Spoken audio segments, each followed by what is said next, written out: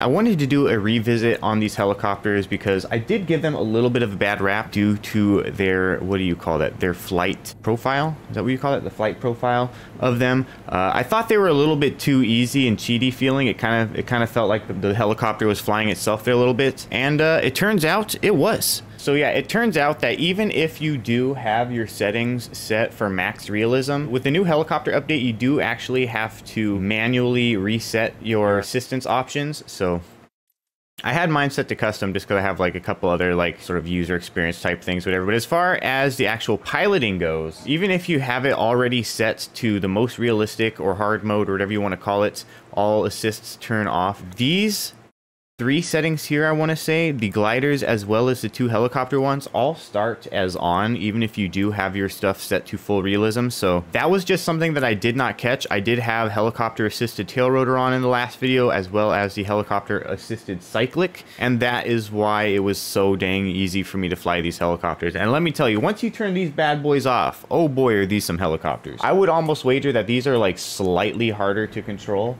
than the helicopters in DCS worlds. They're not bad at all by any means. It's just they're definitely not quite as easy as I was giving them credit for. So here's my attempts to hover, and it's actually like pretty difficult, honestly. And I can more or less stay in one spot, but we get a lot of like bobbing and weaving. You definitely have to do a lot more manual control on the collective as well, you know, like to maintain your altitude. And the movements with the collective, the movements with the cyclic definitely have a lot more effect on like your altitude and all of the other like sort of like opposite reactions that you would normally be expecting. They're all definitely there when you turn that assist mode off. But it's definitely something that I wanted to revisit because I definitely did not get the full effect and the full feel of the helicopters when I was making that video. Definitely after playing with them with all the assists off, I definitely have a much larger appreciation for these helicopters now. They're much more true to life, I guess. I've never flown a real helicopter, so it's hard for me to say what is actually true to life. But as far as helicopters that I've flown in like DCS worlds and stuff, this is about on par, if not a little bit more challenging maybe. But yeah, definitely enjoy it a lot more like this. It's a lot more rewarding to fly helicopters when you actually like have to fly them, you know what I'm saying? So it's really nice that I can actually get the full feel out of the helicopters. Because I was sitting there thinking like, you know, maybe these new modern helicopters just have like that many like automatic systems on board that they're that easy to fly. Like, nope, not really. Helicopters are still helicopters, and you still gotta like finesse those things quite a bit. And let me tell you, you do.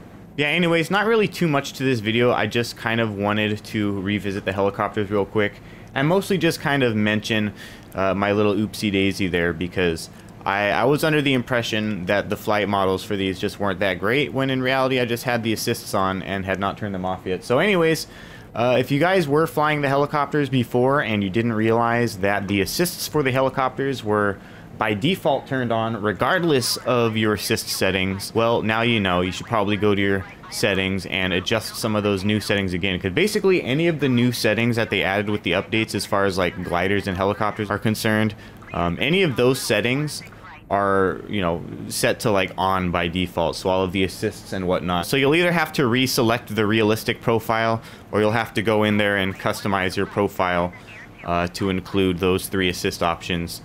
To, I guess, be at whatever level you want. Maybe you don't want the assist turned off, who knows. But I think knowing that it's there at all is definitely an important thing, and it's definitely an easy thing to miss if you were somebody who just had everything turned on to max realism from the get-go, and you assumed that everything would be max realism, even like new features that they add. And it's apparently not the case. You got to go in there and change that stuff every once in a while and make sure that everything's set to maximum. So anyways, that's pretty much it for this video. What the hell is going on here? Sometimes I'm just confused, bro.